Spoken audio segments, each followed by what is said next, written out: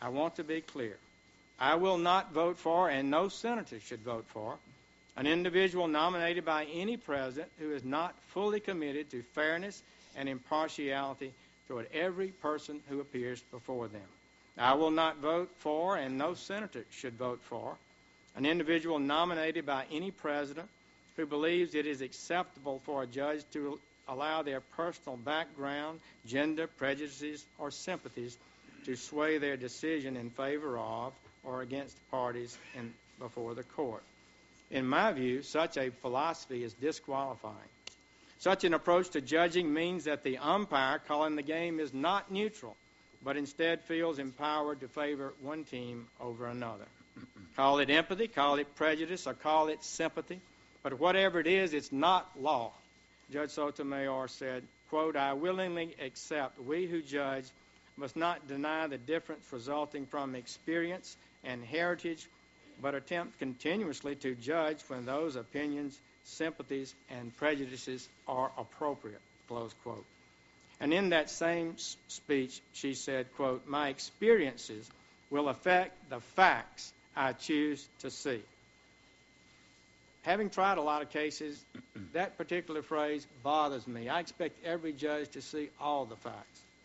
So I think it's noteworthy that when asked about Judge Sotomayor's now famous statement that a wise Latino would come to a better conclusion than others, President Obama, White House Press Secretary Robert Gibbs, and Supreme Court Justice Ginsburg declined to defend the substance of those remarks. They each assumed the nominee misspoke. But I don't think but the nominee did not misspeak. She is on record as making this statement at least 5 times over the course of a decade. I am providing a copy of the full text of those speeches for the record. Others will say that despite these statements, we should look to a nominee's record, which they characterize as moderate. People said the same of Justice Ginsburg, who is now considered to be one of the most activist members of the Supreme Court in history. Some senators ignored Justice Ginsburg's philosophy and focused on the nominee's judicial opinions. But that is not a good test, because those cases were necessarily restrained by precedent and the threat of reversal from higher courts. On the Supreme Court, those checks on judicial power will be removed, and the judge's philosophy will be allowed to reach full bloom. But even as a lower court judge, our nominee has made some troubled rulings. I'm concerned by the Ricci, the New Haven firefighters case, recently reversed by the Supreme Court, where she agreed with the city of New Haven's decision to change the promotion rules in the middle of the game. Incredibly, her opinion consisted of just one substantive paragraph of analysis. Justice Sotomayor has said she accepts that her opinions, sympathies, and prejudices will affect her rulings.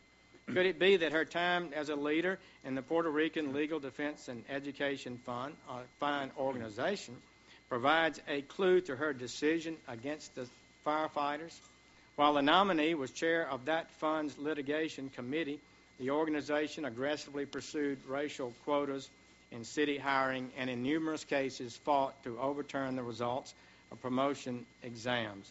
It seems to me that in Ricci, Judge Sotomayor's empathy for one group of firefighters turned out to be prejudice against another. That is, of course, the logical flaw in the empathy standard. Empathy for one party is always prejudice against another.